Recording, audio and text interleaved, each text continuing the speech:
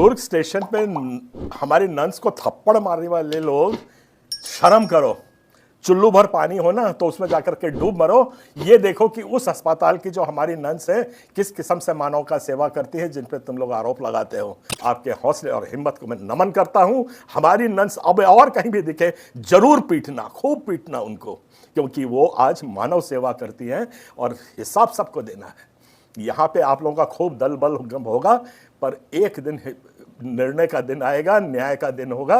मैं दुआ फिर भी करूंगा परमेश्वर से कि आपके गुनाहों को माफ करें। नंस के ऊपर और एक आदिवासी भाई मंडावी के ऊपर आरोप लगाए, उनके खिलाफ हमारा मांग है कि एफआईआर जल्द से जल्द करे। अगर 7 दिन के अंदर में एफआईआर भाजपा सरकार नहीं करती है तो इसके लिए उग्र होकर इसके लिए हम लोग विरोध करेंगे, प्रदर्शन करेंगे। तो छत्तीसगढ़ में ननों की गिरफ्तारी को लेकर जो बवाल हुआ था, वहां पर उन लोगों के ऊपर धर्मांतरण का आरोप लगाया गया, मानव तस्करी का आरोप लगाया गया। उसके बाद में दोस्तों बहुत सी वीडियोज वहां से देखने को हमें मिल रही हैं। अलग अलग लोग अलग अलग अपनी बातें रख रहे हैं।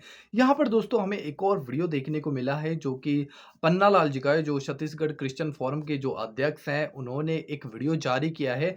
वो वीडियो आज की इस वीडियो में मैं आप लोगों के साथ में शेयर करने जा रहा हूँ, जिसमें उन्होंने किस प्रकार से बजरंग दल के लोगों और साथ ही जो ज्योति शर्मा, रतन यादव, जो छत्तीसगढ़ में मसी लोगों का विरोध करते, धर्मांतरण का नाम लेकर उन लोगों को किस तरीके से माफ करते हुए, और साथ ही उन्होंने बताया कि किस तरीके से हमारी जो नने हैं वो किस प्रकार से समाज में काम करती हैं, लोगों के लिए किस प्रकार से दया भावना व्यक्त करती हैं, तो उन्होंने अपनी इस वीडियो में बताया है।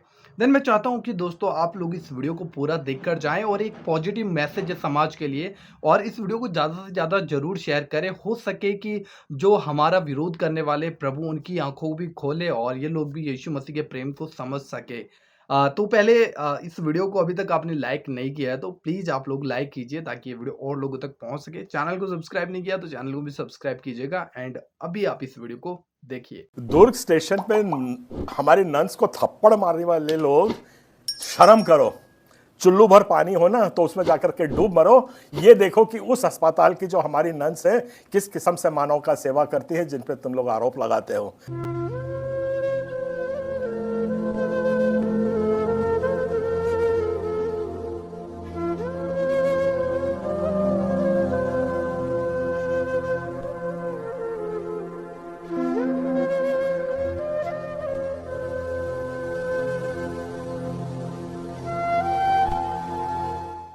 ये वही दुर्ग है जिसे मैं एक आज 17-18 साल के पहले की घटना को बता रहा हूं कि रायपुर में निर्मला ऑर्फनेज रहा करता था। निर्मला ऑर्फनेज के सामने एक डस्टबिन था। सुबह 5 बजे का समय था। मैं उस वक्त वर्जिश करने दौड़ने जाता था।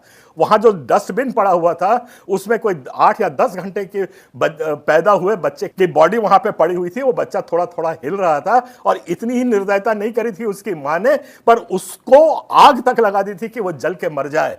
और फिर मैं जाकर के निर्मला कॉन्वेंट के मर्स को बोला। उन लोगों ने करीब 2 महीने उसकी सेवा टहल करी। गोद में 8-8 घंटे ड्यूटी देती थी, लेके चलती रहती थी वो लोग। और चलते चलते 2 महीने में वो बच्चा जिंदा रहा, स्वस्थ हो गया। स्वस्थ होकर उस वक्त कानून था कि उनको इंदौर में जाकर के रजिस्ट्री करानी पड़ती थी। वो नंस और 2 महिलाओं के साथ इसी दुर्ग स्टेशन को पार करके जब जा रही थी, ऐसे ही निर्दयी लोगों ने उस वक्त भी उन नंस को उतारा था, उनके साथ मारपीट की थी। शर्म करो इंसानियत को शर्मसार करने वालों। ये वही कॉन्वेंट है जिसमें तुम देख रहे हो। और उस वक्त फिर वो मामला दुर्ग का मैं बता रहा हूं कोर्ट में गया और कोर्ट में आदेश हुआ कि उस बच्चे को सरकारी अस्पताल में दाखिल किया जाए, क्योंकि कागज पूरे नहीं हुए हैं। वो बच्चे को दुर्ग अस्पताल में दाखिल किया और 8 दिन में वो बच्चे की मौत हो गई थी। वो नंस इतनी दिल से टूट गई थी कि आज वो निर्मला ऑर्फनेज बंद हो गया है। ये आप लोगों ने क्या शूरवीर काम किया है। आपके हौसले और हिम्मत को मैं नमन करता हूं। हमारी नंस अब और कहीं भी दिखे जरूर पीटना, खूब पीटना उनको, क्योंकि वो आज मानव सेवा करती हैं और हिसाब सबको देना है। यहाँ पे आप लोगों का खूब दल बल होगा, पर एक दिन निर्णय का दिन आएगा, न्याय का दिन होगा।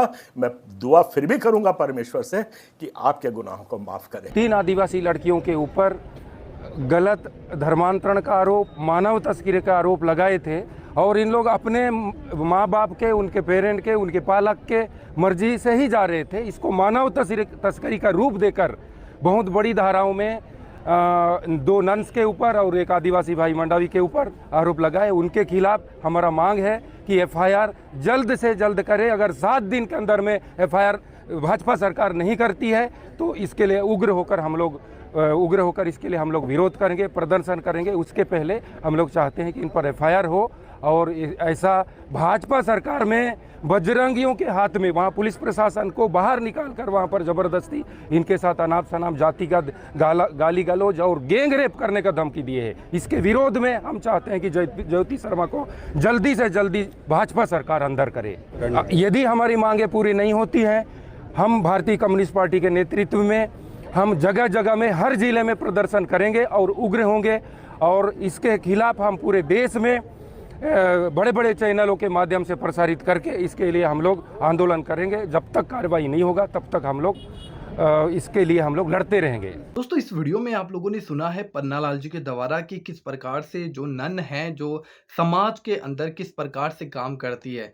अब दोस्तों, आप लोग जानते हैं कि जो मदर टेरेसा थी वो भी किस प्रकार से जो कोढ़ी थे, बीमार थे और जो समाज के त्यागे हुए लोग थे, जिन्हें लोग छूना भी नहीं चाहते थे, जिनके साथ बैठना भी नहीं चाहते थे, बात भी नहीं करना चाहते थे, यहाँ तक कि लोग देखना भी नहीं चाहते थे। उन लोगों के बीच में रहकर जो मदर टेरेसा थी वो लोगों की सेवा करती थी।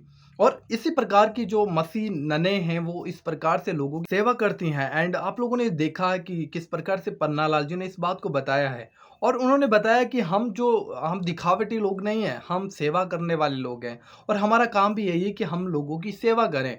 लेकिन जो कुछ विरोध करने वाले कुछ लोग हैं वो बिना सोचे समझे कई बार विरोध करते हैं, बिना किसी एविडेंस के, बिना किसी प्रूफ के ये लोग आकर विरोध करते हैं। लेकिन इस बात का ऊपर किस प्रकार से जो गरीब लोग हैं जिनकी सेवा हमें करना चाहिए, उन लोगों के जीवन पे बहुत ज़्यादा फर्क पड़ता है, प्रभाव पड़ता है, तो हमें ऐसा करना नहीं चाहिए। हालांकि दोस्तों, इन्होंने इस बात को भी बोला है पन्नालाल जी ने इस वीडियो में कि हम माफ़ करने वाले लोग हैं और परमेश्वर ने हमें प्रेम करना सिखाया है और हम चाहे आपने हमारे साथ कुछ भी किया हो। बजरंग दल की बात यहाँ पे ये कर रहे हैं कि जो मसीह लोगों को सताते हैं, मसीह लोगों के ऊपर तरह तरह के कमेंट करते हैं, भाई तुम धर्म परिवर्तन करते हो, तुम पैसा देते हो, लालच देते हो, प्रलोभन देते हो, ना जाने कितने आरोप मसीह लोगों के ऊपर लगाए जाते हैं। लेकिन इन्होंने इस बात को कहा कि हम फिर भी आप लोगों को दिल से क्षमा करते हैं और चाहते हैं कि आप भी सत्य को जाने और आपका भी उद्धार हो। दोस्तों, यही है मसीह का प्रेम। अब बाइबल में हमें देखने को मिलता है दोस्तों कि जब यीशु मसीह को पकड़कर पिलातुस के सामने लेकर गए, जब उसके ऊपर आरोप लगाया जा रहा था कि भाई ये तो हमारे जो ईश्वर है इसकी निंदा कर रहा है और समाज में बहुत गलत काम कर रहा है, ना जाने कितनी ही बातें यीशु मसीह के खिलाफ यहूदियों ने बोली थी। लेकिन दोस्तों, यहाँ पर यीशु मसीह को जब पिलातुस के पास लेकर गए तो यीशु मसीह बिल्कुल साइलेंट थे, वो चुप थे बिल्कुल। तो यहाँ पे पिलातुस कहता है कि तू चाहे तो मैं क्या कर सकता हूँ, तुझे बचा सकता हूँ और तुझे जीवन और तुझे मृत्यु देने का अधिकार मेरे पास है। तो यीशु मसीह ने वहाँ पे एक ही बात बोली थी कि ये अधिकार तुझे ऊपर से दिया गया है। दोस्तों, आज जब मसीह लोग सताए जा रहे तो लोगों को लगता है कि भाई हम उन लोगों को सता रहे हैं। लेकिन दोस्तों, मसीह लोगों को चुप रहना उनके परमेश्वर को उनके जीवन में कार्य करने का अवसर देता है। और मैं आपको बता देना चाहता हूँ कि हमारा परमेश्वर चुप बैठने वाला परमेश्वर नहीं है। वो निश्चय विरोध करने वालों को अवसर देता है, उनको भी मन फिराने का अवसर देता है, इसलिए वो चुप बैठा हुआ है। वो नहीं चाहता कि हम में से कोई एक भी नाश हो। बाइबल तो ये कहती है कि वो 2 दुष्टों के मरने से भी दुखी होता है, इसलिए वो नहीं चाहता कि कोई भी दुष्ट भी नाश हो, वो सबको मन फिराने का अवसर देता है। तो इतना ही मैं इस वीडियो में दोस्तों आप लोगों के साथ ये बात शेयर करना चाहता हूँ कि ज़रूर आप लोग इन लोगों को माफ़ करें दिल से और इन लोगों के लिए प्रार्थना करें, क्योंकि निश्चय प्रभु यीशु मसीह लोगों के जीवन को बचाने में सक्षम है। पौलुस बाइबल में हमारे सामने एक बहुत बड़ा एग्जाम्पल है इस बात का, जो किस प्रकार से यीशु मसीह की कलीसिया को सताता था, यीशु मसीह को सताता था। लेकिन एक बार जब यीशु मसीह का एनकाउंटर उसके साथ हुआ, वो व्यक्ति यीशु मसीह के लिए प्राण तक दिया था उस व्यक्ति ने। और बाइबल की लगभग 12 से 13-14 पत्रियाँ उस व्यक्ति ने लिखी थी। क्यों? क्योंकि उसने यीशु मसीह के प्रेम को चखा था। तो निश्चय प्रभु यीशु मसीह का प्रेम बदलता है लोगों का, और यही दया भावना, यही प्रेम हमारे अंदर मसीह लोगों के अंदर होना चाहिए। आज बहुत से लोग हैं जो इन लोगों का विरोध करते हैं, हमें इन लोगों का विरोध नहीं करना चाहिए, क्योंकि बाइबल में क्या लिखा था, जो लोग हमारा विरोध करते हैं, यीशु मसीह ने चेलों को कहा था जो हमारा विरोध करते हैं, एक्चुअली वो हमारा विरोध नहीं कर रहे, वह भी हमारे ही पक्ष में है। तो ये भी मसीह का काम करे, परमेश्वर का काम करे, चाहे विरोध से कर रहे हैं, लेकिन सुसमाचार तो प्रचार कर ही रहे हैं ना। तो ये सोचने वाली बात है। तो ज़रूर इन इन लोगों को दिल से क्षमा करें और इन लोगों के लिए हम ज़रूर प्रार्थना करें कि परमेश्वर इन लोगों का उद्धार करे, ये लोग भी सत्य को जान सके दोस्तों। एंड दोस्तों आप लोगों को ये वीडियो कैसा लगा हमें ज़रूर इस वीडियो के कमेंट बॉक्स में बताइएगा। एंड हमारे चैनल पर दोस्तों आप लोग पहली बार आए हो, फिर से आप लोगों को कहना चाहता हूँ, ज़रूर आप हमारे चैनल को सब्सक्राइब कीजिए ऐसी ही और वीडियोज़ देखने के लिए। एंड हम लोग मिलते हैं किसी और वीडियो में, चैनल को ज़रूर सब्सक्राइब करें। प्रभु आप सभी को बहुत आशीष दे। जय मसीह की।